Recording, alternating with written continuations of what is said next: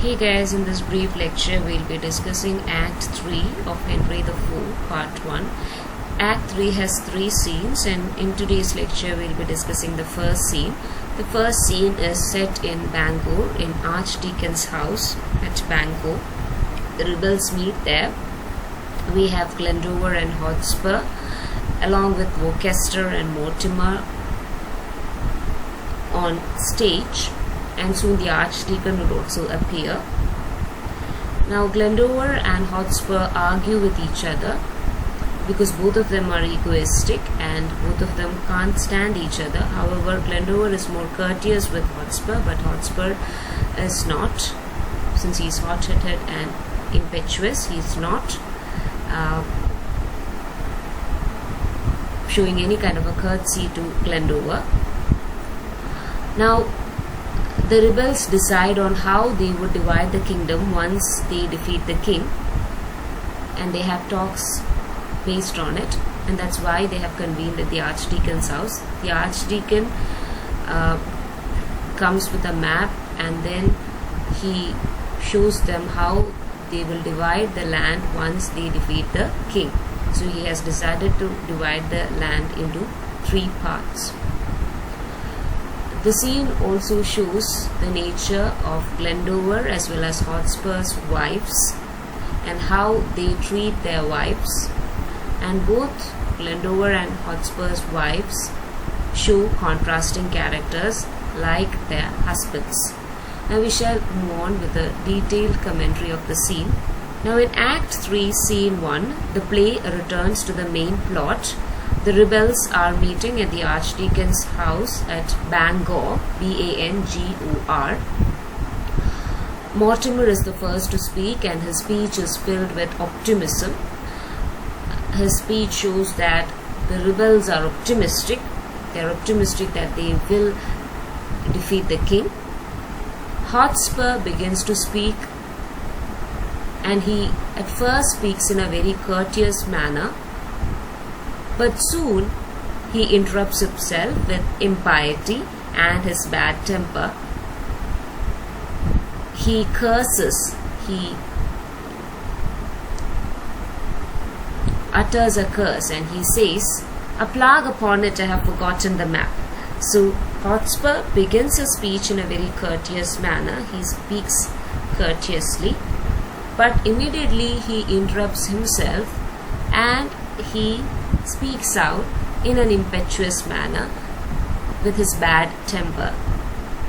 He curses, he uses a curse, and he says, "A plague upon it, I have forgotten the map." So he immediately remembers that he has forgotten the map, and he blurts out the curse.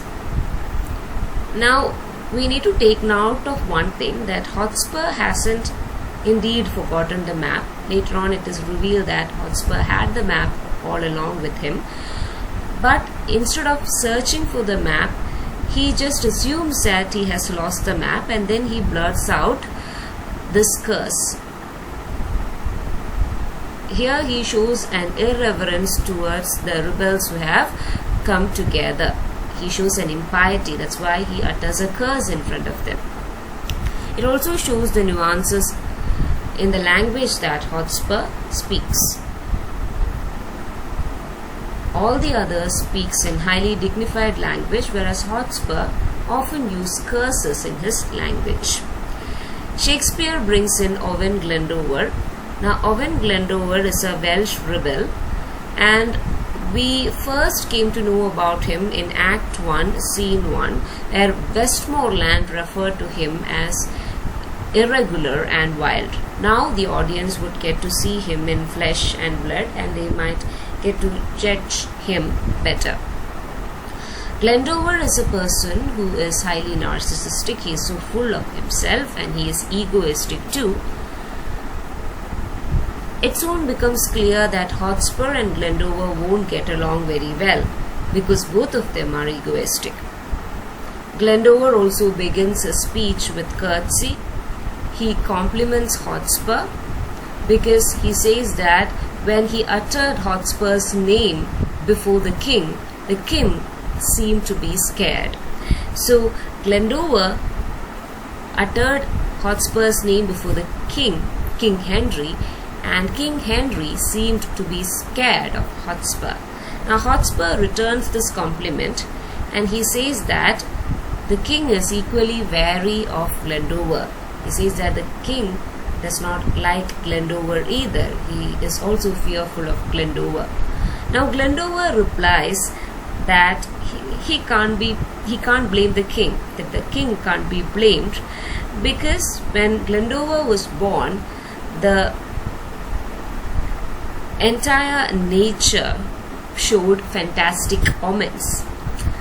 So it's quite natural for the king to feel wary, because Glendower's birth was marked by fantastic omens. This is why we say that Glendower is being self-centered, because Soyam Pugarthi Parayana, he praises his own birth and he says that when I was born, the entire nature showed bad omens, right? Fantastic omens. So the king might be afraid of me. Now Hotspur scoffs at this remark because he does not believe in omens and portents and fortune telling, etc. And he scoffs at this remark. He shows contempt at this remark, and Glendower sees it, and Glendower says that he wouldn't tolerate with such a behavior if it came from a commoner. So Glendower says that if some other person behaved to me in such a way, if some other person scoffed at what I said, then I would cut ties with that person. But since it is Hotspur, he is willing to reconsider. അതായത് Hotspur ഇപ്പോൾ സ്കോഫ് ചെയ്ത പോലെ കളിയാക്കി ചിരിച്ചത് മറ്റൊരാളാണ് ചിരിച്ചതെങ്കിൽ, ഒരു കോമണറാണ് ചിരിച്ചതെങ്കിൽ Glendower might have dealt with him in a different manner. But since it's Hotspur, he is willing to forgive. But Glendower adds that he normally does not keep company with common men. And he asks Hotspur in a very gentle manner, where are you living? And have you had basic education? Like that, have you read? Do you know how to read? Like that, he asks gentle questions to Hotspur. And in order to, in a way, intimidate Hotspur. But here he asks all this question in a very courteous manner as well. But Hotspur cannot stand Glendower's self-importance, and he rudely dismisses of Glendower's claims. Now a wiser man would have accommodated Glendower. He would have tolerated Glendower's egotism. He would have tolerated Glendower's egotism, and he would have flattered it. A wiser man would have flattered it. But Hotspur here is again being impetuous. He is being intolerant. He is showing intolerance to Glendower. കാരണം ഗ്ലെൻഡോവറിന്റെ support ഈ സ്റ്റേജിൽ അവർക്ക് ആവശ്യമാണ്. അപ്പോൾ ഗ്ലെൻഡോവറിനെ പിണക്കാനായിട്ട് ഒരു ഇത്തിരി ബുദ്ധിയുള്ള ഒരാളാണെങ്കിൽ ശ്രമിക്കില്ല. But Hotspur here is been impetuous. പെട്ടെന്ന് എടുത്തുചാടി ഡിസിഷൻസ് എടുക്കുന്ന ഒരാളായിട്ട് ഹോട്ട്സ്പർ മാറുകയാണ്.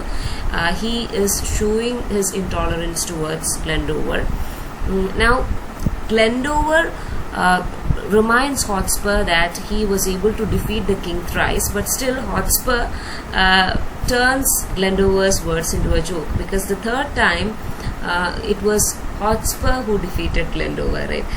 Glendower പറയുന്നുണ്ട് കിങ്ങിനെ 3 പ്രാവശ്യം എനിക്ക് ഡിഫീറ്റ് ചെയ്യാനായിട്ട് പറ്റി, റിപ്പൾസ് ചെയ്യാനായിട്ട് പറ്റി എന്ന് പറയുമ്പോൾ ഹോട്ട്സ്പർ ഇതിനൊരു ജോക്കായിട്ടേ കൺസിഡർ ചെയ്യുന്നുള്ളൂ. ബിക്കോസ് തേർഡ് ടൈമിൽ Glendowerനെ ഡിഫീറ്റ് ചെയ്യാനായിട്ട് ഹോട്ട്സ്പർ തന്നെയാണ് വന്നത്, and he was successful at it, right? Now the rebel readers look at the map of the kingdom. Someone brings in the map. The archdeacon has divided the map into 3. So they have decided which part of the kingdom they would take up once the king is defeated. അവർ already decide ചെയ്തിട്ടുണ്ട്. കിങ്ങിനെ defeat ചെയ്ത് കഴിഞ്ഞ് കഴിഞ്ഞാൽ അവർ കിങ്ഡത്തിൻ്റെ ഏത് പാർട്ടായിരിക്കും എടുക്കുന്നത്. അവർ 3ആയിട്ട് divide ചെയ്തെടുക്കും. ഏത് പാർട്ട് എടുക്കണം എന്നവർ ഡിസൈഡ് ചെയ്ത് കഴിഞ്ഞു. Now Hotspur instantly complains that his share of land is less than others. ഇത് കാണുമ്പോൾ തന്നെ Hotspur complain ചെയ്യും that my share of land is less than others. Why is that so? Because river Trent runs through the boundaries of his land. River trend നമ്മുടെ ഹോട്ട്സ്പറിൻ്റെ ലാൻഡിൻ്റെ ബൗണ്ടറീസിൽ കൂടെയാണ് ഒഴുകുന്നത്. So അങ്ങനെ ഒഴുകുമ്പോൾ he loses some part of land, right? So he says that his share of land is less than the others. Whenever I read this, I'm instantly reminded of that scene from Tilakam in which Salim Kumar complains about the share that he got when his ancestral property was divided, right? He got a portion of land with a pond inside it. So he considers that he has been cheated. Similar to that, here Hotspur thinks that he has been cheated because he got less amount of land. Now Mortimer intervenes in between, and Mortimer tells Hotspur that the river takes a loop the other way around at another point. The river further moves and it takes another course further down.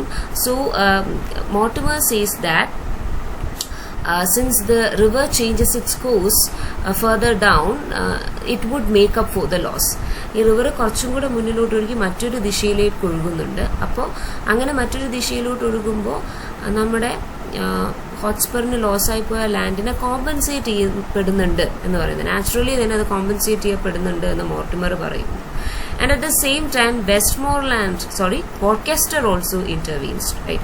Worcester intervene ചെയ്യുന്നുണ്ട്. Now who is Worcester? Worcester is our Hotspur Percy's uncle. So Hotspur Percy's uncle ആണ് Worcester. Worcester intervene ചെയ്യുന്നുണ്ട്. And Worcester says that you can straighten the river. റിവറിന്റെ course അങ്ങനെ round ചെയ്ത് run ചെയ്താലും നമുക്ക് റിവറിനെ വേണമെങ്കിൽ straight ചെയ്യാമെന്ന് പറയുന്നുണ്ട്. At first Glendower opposes this idea, but later he gives in. But then Hotspur's ego is hurt. So he says that I don't care about it. I don't care about the land after all. And he says that he just wanted to win the argument for argument's sake. Now Glendower leaves the stage in order to let his wife know that they will be soon departing. അവരുടനെ തന്നെ ഇറങ്ങുന്ന വൈഫിനെ അറിയിക്കാനും അവിടെ കൂടിയിരുന്ന മറ്റുള്ളവരുടെ വൈഫ്സിനെ അറിയിക്കാനും വേണ്ടിയിട്ട് അയാൾ depart ചെയ്യുന്നുണ്ട്. Now when you get to dissect this scene, ഈ സീനിനെ ഡൈസെക്ട് ചെയ്ത് നോക്കുമ്പോൾ we come to know that there is a kind of disunity among the rebels, right? All this bodes ill for the rebels' cause. So it portends all the things that we have discussed so far. It foretells that the rebels' cause will be quashed. Rebels' cause defeat ചെയ്യപ്പെടാൻ പോവാണെന്ന് നമുക്ക് തോന്നുന്നു, because there is already a disunity between the rebels. The clash of personalities between Hotspur and Glendower is ominous. Now there is this can be considered as a bad omen. The clash of personality between Hotspur and Glendower can be considered as a bad omen. Now Hotspur attacks Glendower at his pride. Glendower is a very proud person, and Hotspur precisely attacks him in his pride. He speaks contemptuously about Glendower's artistic achievements as well as his mastery over foretelling the future. So he mocks Glendower while Glendower is away. Hotspur explains to Mortimer and Worcester that he can't stand Glendower, and Hotspur can't tolerate Glendower's talk or his talks of portents and signs, etc. And Hotspur considers all these as scamble stuff. Hotspur does not believe in future telling or fortune telling, so he doesn't like Glendower at all, because he can't tolerate Glendower's reference to signs and portents. Now Mortimer tries to persuade Hotspur into liking Glendower. Why is that so? Because Mortimer is associated with Hotspur as well as Glendower. Hotspur's sister was once married to Mortimer, is still married to Mortimer. Hotspur's sister is married to Mortimer, and at the same time Glendower's daughter is married to Mortimer. Recently Glendower married off his daughter to Mortimer, right? So Mortimer asks Hotspur to look at Glendower's virtues he says that Glendower is scholarly, he has mystical insights, and he's brave and generous. And moreover, Mortimer says that moreover, Glendower only showed courtesy when Hotspur hurled insults upon Glendower. Glendoverന്റെ നേർക്ക് insult പറഞ്ഞ സമയത്ത്, insult ചെയ്ത സമയത്ത്, ഗ്ലെൻഡോവറിനെ Hotspur insult ചെയ്ത സമയത്ത് പോലും ഗ്ലെൻഡോവർ കേർട്സിയിലാണ്, വളരെ റെസ്പെക്റ്റോട് കൂടിയിട്ടാണ് ഹോട്ട്സ്പറിനോട് സംസാരിച്ചത് എന്നൊക്കെ മോർട്ടിമർ പറയും. അപ്പം Worcester also agrees to Mortimer's arguments and he says that in faith my lord you are too wilful blame. So Worcester പറയുന്നുണ്ട്, yes you are too quick to criticise my lord. പേഴ്സിയുടെ അടുത്ത് പറയണം, Hotspur പേഴ്സിയുടെ അടുത്ത് പറയണം, നിങ്ങൾ പെട്ടെന്ന് തന്നെ എല്ലാവരെയും ക്രിട്ടിസൈസ് ചെയ്യും. That's not a good thing to do, right? And wilfulness can sometimes be a good quality in a leader, but it can also show pettiness. So ഹോട്ട്സ്പറിനോട് പറയുന്നുണ്ട്, വിൽഫുൾനെസ് ഓർ വിൽ പവർ ഒരു ലീഡറിനെ സംബന്ധിച്ചിടത്തോളം ഒരു ഗുഡ് ക്വാളിറ്റി ആണെങ്കിലും ഇങ്ങനെ ചുമ്മാ ഓരോരുത്തരെ criticise ചെയ്തുകൊണ്ടിരുന്നാൽ അത് ഒരു പെറ്റി ബിഹേവിയർ ആയിട്ട് ആൾക്കാർ കൺസിഡർ ചെയ്യും എന്ന് പറഞ്ഞു. So the only response Hotspur gives to all these commentaries is that I am schooled. Well, I am schooled. ഞാനും എഡ്യൂക്കേറ്റഡ് ആണ് എന്നുള്ളൊരു റെസ്പോൺസ് മാത്രമേ Hotspur കൊടുക്കുന്നുള്ളൂ. So Hotspur is not willing to admit his flaws and foibles.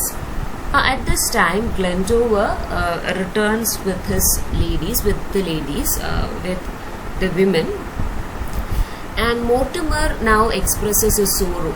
And why is Mortimer sad? Because Mortimer got recently married to Glendower's daughter, and Glendower is Welsh and so is his daughter. So Glendower's daughter speaks only in Welsh language and Mortimer speaks in English. So they are not able to communicate with each other. They can't understand what the other person is speaking.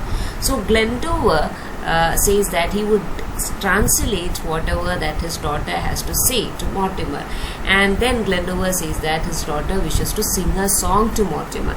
So Mortimer asks his wife to sing, and then she starts to sing Welsh songs. Now when our Hotspur hears Welsh songs, he is irritated by it. He does not like Welsh songs at all. So he bluntly complains to his wife that he doesn't like Welsh singing and Welsh music. And then he asks his wife to sing, but his wife does not sing to him.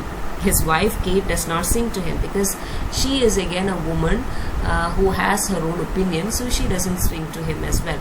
And before asking Kate to sing, our Hotspur also does another thing. He tells Kate to swear at him. Swear words use ചെയ്യാൻ പറയുന്നുണ്ട്, curse ചെയ്യാനായിട്ട് പറയുന്നുണ്ട്. He says that you only mildly swear at me. വളരെ മൈൽഡായിട്ട് എന്നോട് swear ചെയ്യുന്നുള്ളൂ, എന്നെ ചീത്ത വിളിക്കുന്നുള്ളൂ, കുറച്ചും കൂടെ ഹാർഷായിട്ട് ചീത്ത വിളിക്കാനായിട്ട് പറയുന്നുണ്ട്. But she does not respond to it either, right? Now this scene is an important one because it shows the disunity that's there between the rebels, especially between Hotspur and Glendower, and we know that they won't get along. And Shakespeare here illustrates this not only by the way in which they argue, but through many different ways. He also shows the different ways of their wives. Even their wives are different. The way in which their wives behave is different. If our Glendower asks his wife to sing, then she would sing. But when Hotspur asks his wife to sing, she doesn't sing. And so there is a kind of a conflict there. Then the kind of language that is used by either of them. Glendower is well versed in Welsh as well as in English, whereas our Hotspur only knows English, and that too in a very base format. He doesn't speak in blank verse, or he doesn't speak in a very grandiose way. Though he speaks in blank verse, he doesn't speak in a very grandiose way as Mortimer, and he hates as Glendowerനെ പോലെ വളരെ ഗ്രാൻഡ്യൂസ് ആയിട്ട് നമ്മുടെ Hotspur സംസാരിക്കുന്നില്ല. Okay, ഗ്ലെൻഡോവറിന്റെ speeches എന്ന് പറയുന്നത് വളരെ grandiose ആണ്. It is filled with grandiose phrases, and he often refers to heaven. Heaven എന്ന് ഉദ്ദേശിക്കുന്നത് സ്കൈനെ ആണെങ്കിലും he often refers to heaven to make us think that he came straight from the heaven. Heaven in the direct ascend ചെയ്ത് വന്ന പോലെയാണ് ഹെവനെ പറ്റിയിട്ട് ഇടയ്ക്കിടയ്ക്ക് ലാംഗ്വേജിൽ ഉൾപ്പെടുത്തി ഹെവൻ എന്ന് പറയുന്ന വാക്ക് ഉൾപ്പെടുത്തിയാണ് സംസാരിക്കുന്നത്. But Hotspur speaks in a very plain language when compared to Glendower. Glendowerനെ കമ്പയർ ചെയ്ത് നോക്കുമ്പോൾ ഹോട്ട്സ്പറിൻ്റെ ലാംഗ്വേജ് കുറച്ചും കൂടെ ബ്ലണ്ട് ആണ്, ഡൗൺ ടു എർത്ത് ആണ്, പ്ലെയിൻ ആയിട്ടുള്ള ലാംഗ്വേജ് ആണ്. That is why he asks his wife to swear. വൈഫിനോട് സ്വെയർ ചെയ്യാൻ പറഞ്ഞ ആദ്യത്തെ ഹസ്ബൻഡ് ആയിരിക്കും ചിലപ്പോൾ ഹോട്ട്സ്പർ എന്ന് പറയുന്നത്. സ്വെയർ ചെയ്യാൻ, ചീത്ത വിളിക്കുക, തെറി വിളിക്കുക എന്നൊക്കെയാണ് ഹോട്ട്സ്പർ പറയുന്നത്. Right, he ask her to swear. That too mild swears ഒന്നും പോലെ കുറച്ച് ഹാർഷ് ആയിട്ടുള്ള സ്വെയർസ് വേണമെന്ന് പറയുന്നുണ്ട്. Now Shakespeare also expresses the clash of characters through this clash of language. Now in one instance, Glendower addresses Hotspur as you cousin. Glendower Hotspurne you cousin എന്ന് വിളിക്കുന്നുണ്ട്. But as a response to it, Hotspur replies the cuss. Okay, അതുവരെ വളരെ ഇൻഫോർമലായിട്ട് സംസാരിച്ചിരുന്ന Hotspur U cousin എന്ന് ഗ്ലെൻഡോവർ വിളിക്കുമ്പോൾ the എന്ന് പറയുന്ന old English word use ചെയ്യാണ്, which is more formal, extremely formal ആയിട്ടുള്ള വേർഡാണ്, ഓവർ ഫോർമൽ ആയിട്ടുള്ള വേർഡാണ്. ദി കസ് എന്ന് പറയുന്ന വാക്ക് യൂസ് ചെയ്യുന്നു. ഓവർ ഫെമിലിയാരിറ്റിയിൽ ഓവർ ഫോർമലായിട്ട് ദി കസ് എന്ന് യൂസ് ചെയ്യുന്നു. So that's like a mocking, right? It also amounts to mocking. If you are being too formal with someone, if a person spoke in a formal manner to you and you are being too formal with the other person, it shows that you are mocking them. So it verges on rudeness, right? And Glendower is elder to Hotspur, but still Hotspur speaks in such a manner to Glendower. Another theme is that of disunity. We get to see that all these rebels, they don't like each other. So even if they win the battle, chaos would ensue. അവര് ബാറ്റിൽ win ചെയ്താലും chaos ആയിരിക്കും follow ചെയ്തത്, because they don't like each other. They already have kind of dispute with the amount of land that they are about to get. A share of land in ചൊല്ലി ഇപ്പോഴേ dispute അവർ തമ്മിൽ നിലനിൽക്കുന്നുണ്ട്. So it shows that even if the rebels succeed in overthrowing the king, chaos would follow or chaos would ensue. Right?